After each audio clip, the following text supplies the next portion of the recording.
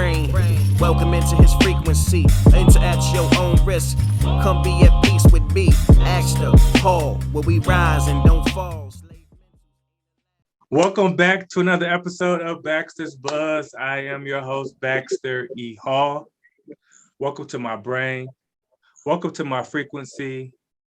Enter at your own risk. We've been doing a number of amazing conversations and tributes to contributors of Black history. We're going to keep that party going today with a great friend of mine. He is a husband, a father, a student, a military veteran, a mentor of mine, a confidant of mine, and just one of the most solid people around. Deon Carson, welcome back to Baxter's Buzz, my friend. How you doing? Thanks for having me, bro. I'm doing good. How you doing? Fantastic, man. We'll talk about this, a lot of this at another time, but just your perspective on things I always appreciate. I've been giving everybody an opportunity to sort of present who they want to pay homage to, with no leading the witness per se. And I was really excited to talk about who you decided to kind of shed some light on today. So who are we talking about? I would like to focus on the queen, the literary giant, Toni Morrison. She passed away a few years ago. I think it was 2019. And unfortunately, that was my introduction to her. I had missed out on a lifetime of great reading and great perspective, and just a person who was a giant in our history. What stood out, and why did you want to talk about her specifically today? Originally, when she passed, every Black author of note, no matter their genre, paid homage to her, and they spoke so very highly of her. And then I came across some interviews where she navigated some questions with a grace and an authority that I hadn't seen before. And I just got to digging into some of her writings, some of her awards, and who she influenced, and I was just amazed. And I was saddened too, because it took for her to pass for me to even dig into her and learn about her. Like, yeah, when I think about the number of folks I have yet to sort of learn about who contributed to this great history that we have, it's kind of like, man, why didn't I know this sooner? Why didn't anybody tell me about this person sooner? But this is why we're here. We're shedding light so that hopefully we can shorten the learning curve for some other people, and get people to start looking into folks that they maybe haven't heard about much, prior to, right? You talked about sort of her interviews and sort of the grace that she had, but also there was a confidence and intensity there. When I think about a Black woman specifically moving around in these corporate fields, or just in life in general, there's a lot of preconceived notions of what a Black woman is supposed to be, right? And it seems like society tends to make, or try to make, women very one-dimensional in many ways. Like speak to that. Yeah, society inside of our community and outside of our community tends to try to pathologize Black women and or make them seem monolithic when they are not. Just like no one else is. Black women are diverse, they are unique, they're strong, they're beautiful, and they are worthy of all of the things that come with life and opportunities that should be presented to them, but they get painted into a box. If a Black woman is strong, oh, she's angry. If she decides to be a housewife, oh, she's weak. If she's been married a couple times, or maybe she has a couple children by a couple different then she's another name. But it's never looked at with a lens of positivity to uplift them and to help them out, and to recognize that if you just look at it the right way, you'll be able to see those wonderful things, and you don't have to make anything up because they're there. That's right. It's the angles and the perspective that we choose to take. When I say we, like I said, we all have been guilty of it in one way or the other, but society as a whole has really tried to carve out this very specific lane for Black women, whether it's related to just society, whether it's related to their impact on political affiliations and races, or whether it's inside of the Black community and the history and our sort of the not the reversal of roles between Black men and Black women, but the dynamic of how in the past how those relationships would carry out, and how they become much more educated, much more independent, and how we almost look at that as a fault sometimes, and we don't peel back the onion and say, well, why did they have to be so independent? Why did they have to be so self-reliant, right? So there's a lot of stuff to get into.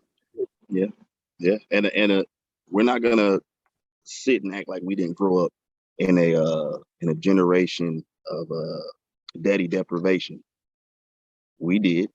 We no matter, we grew up, we 80s babies, early 90s teenagers and all that stuff. We saw that.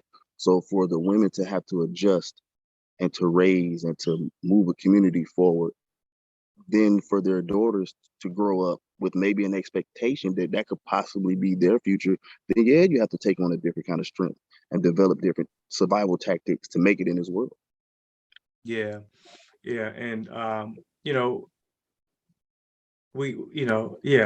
that's a whole another conversation, and we'll definitely have to spend some more time on that. But Miss Toni Morrison, specifically, when you talk about her, when you think about her projects and some of her poetry and things, are there any that stand out to you? Anything that make a specific mark on you? We open up with her first novel, which is The Bluest Eye. It's her writing a story. She wrote this in the 70s. She's writing a story about a black woman being so influenced by a black girl being so influenced by Eurocentric beauty standards that she desires to have Eurocentric features. And for you to be in a world where what you look like is always taken for granted or over sexualized or looked at as less than the beauty standard of someone else, and she dove right into that. And this is in the 70s when she dove into that. Though those types of subjects weren't always prevalent, and she took a lot of heat for getting into those. Then she had the Song of Solomon about a black man who had an identity crisis, and he had to develop and be taught by other people to love himself as he was. And then you get into Beloved, which is what she actually she won her Pulitzer Prize for fiction. And then it's actually a true story of a black woman who was enslaved, escaped slavery, and then when her her captor caught up with her, she killed her daughter rather than to have her daughter grow up in slavery. She made that choice. And then in the court system, they had to decide whether she should be charged with damage of property or murder. And that raises a whole question of humanity. And this is the type of stuff that she tackled in her books. And it's just amazing to me. Yeah.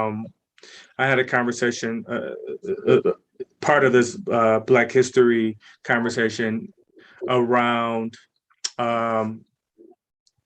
image, right? And we talk a lot about social media, and the more you spend on time, more time you spend on social media, you're more likely to be anxious, have anxiety issues, depression, right? And we are looking at a lot of people's highlights, right? People are posting all the great things about themselves, and we as people are looking at them as this is their life, right? So if you think about that same concept, you think about images on TV, the images in magazines, books, baby dolls, and if everything that you see is white and you're a young Black woman, I mean, how does that impact your self-esteem, right? We think about the bluest eye, I joke, but it's really not a joke. I mean, it's probably been about 15 years ago or so or less. I realized that Band-Aids were supposed to be flesh colored. Yeah. And I didn't realize that. I'm like, okay. Like it's so many things that are built into what we see every day, and we don't always realize the impact that it's making on us. Yeah, because that's what you see is assumed to be the standard, and anything outside of that standard is a form of otherness. So if you're outside of the standard, then what are you? You're something else. So that's been pressed upon, and it's very, very prevalent for Black women because of the beauty standards and the beauty industry, and then what gets marketed to you, because we know, it's not a lot of products for male beauty enhancement. You're gonna get a haircut and lift some weights or something, other than that. Right. But that female, that's a multi-billion-dollar industry, and we know that has been centered on a Eurocentric standard. And so she addressed these things, man, and she definitely hurt. She used to say that her goal was to resist being under a white gaze.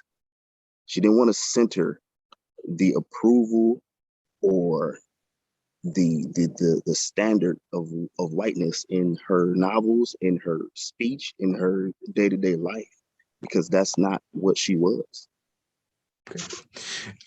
There's a particular interview, and I'm 99% certain that you watched it just like I did.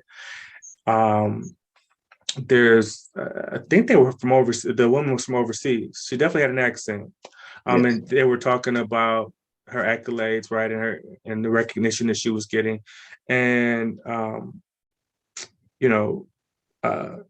Toni talked about the Black experience, like you talked about, you just mentioned, and how it was to be a Black male, female, right, whatever the case may be, from this very, Black-centric perspective. And the interviewer asked her, did she ever think, correct me if I'm not saying it right, the interviewer asked her if she thought that she would ever incorporate a more white Yes point of view in her writing.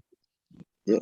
And Toni, instead of answering the question, she explained to her that you don't understand how powerfully racist that question is. So that's audacious to ask me that question when you would not ask any other author that question when about their novels, who could center mostly almost all white characters and white heroes, and or whatever ethnicity that person may be from. But for me, this is a question. That's not even a literary question. Yeah, it's like, and I really believe that the woman didn't realize what she said until it was brought to her attention, and she gave Ms. Morrison gave the example of, you wouldn't ask a Russian author, right, when they're going to talk about non-Russian themes or Russian people, right? Right. There's this uh, otherness that you mentioned. I've talked about people who've contributed, who've been part of the military. We've talked about corporate America on this pod. We've talked about this line where we're walking amongst the same folks, but somehow aren't treated the same. And so much so that if you write about Black people solely, they think that there may be an issue with that. Yeah. We don't have, listen, decentering whiteness in your whatever you're doing is not a sin. It's not an offense. It's not an affront. There's nothing wrong with the way she wrote, the audience that she wrote to, because guess what? That's her audience. You don't ask a science fiction author, when are you going to start writing biographies? That's not his audience. That's not his target. And you'll never care to ask that question, right?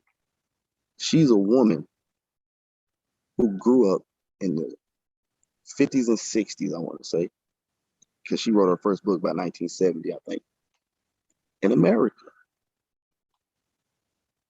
She grew up in the Midwest in Ohio, but then she went to college at Howard. And then not only did she experience that type of environment, being a Black human, she also was a woman. That's right. So now she's in this, because when she became an editor, now she's in this world that's predominantly dominated by white men. And you have to fight on both fronts in order to prove or earn or just get what you've already earned. How about that? That's right. That's right. And I'll say that those experiences specifically are so important. They're important today, but they're important from decades prior, because it gives us a view into some of the things that that we maybe couldn't experience personally, but that we can sort of learn from these folks. And if you whitewash these things, or if you omit these things from history, it doesn't speak to, there's a huge blank spot in this canvas that is America, right, that we're missing. And that's a disservice to everyone. Yes. And she understood the necessity of the writer. She spoke about being around during the protests and things of that nature during the 60s, and things that were going on. And she said, I understood that they couldn't last, as in the people. I have to get them to put these things into print, which is why she pretty much coerced Angela Davis to write an autobiography at 28 years old. She edited and co-authored Muhammad Ali's The Greatest. She edited Huey P. Newton's books. She edited, she just had so much influence on getting our history and our experience into print that her shadow, her power, it goes beyond just her own writings. And in today's day and age, where they're banning books, where they're categorizing anything that speaks of the Black experience almost under critical race theory, and trying to rile up parents to go against it, we need to be aware of our literary giants and what they wrote and how they wrote, because it's important. That's right. And I'll just end by saying that we have to look at people's differences as an opportunity to learn, and for them to add some flavor into what we're doing, not as a threat, not as this something that's aside. You know how you I had, it's like, what is that? What?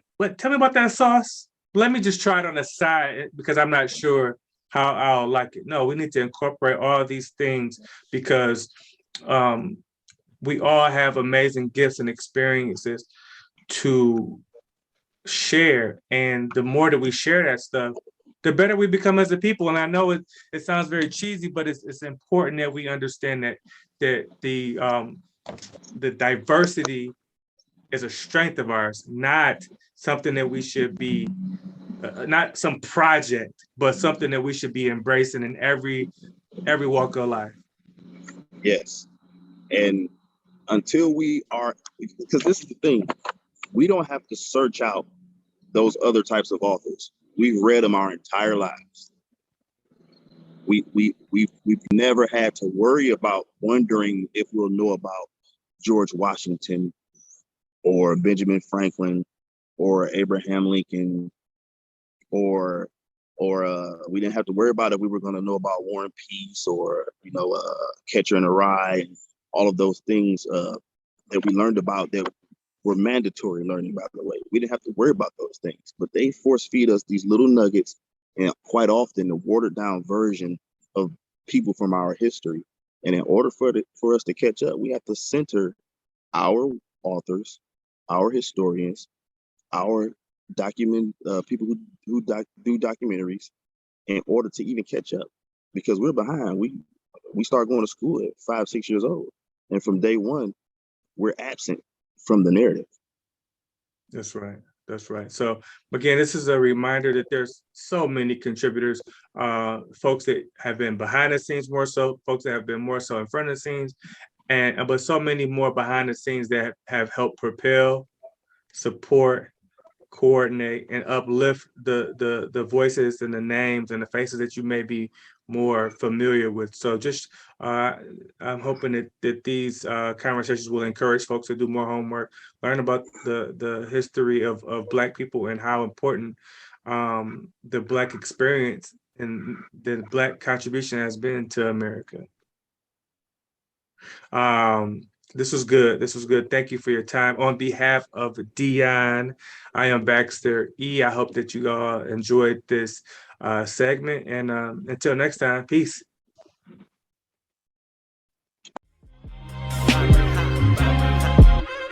Welcome into his brain. Welcome into his frequency. Enter at your own risk. Come be at peace with me. Thank you so much for watching this video. If you haven't already, please hit the like button. Please subscribe, share, and also hit that notification button as well. Thank you so much. Financial literacy to authentic Black history. This real rap.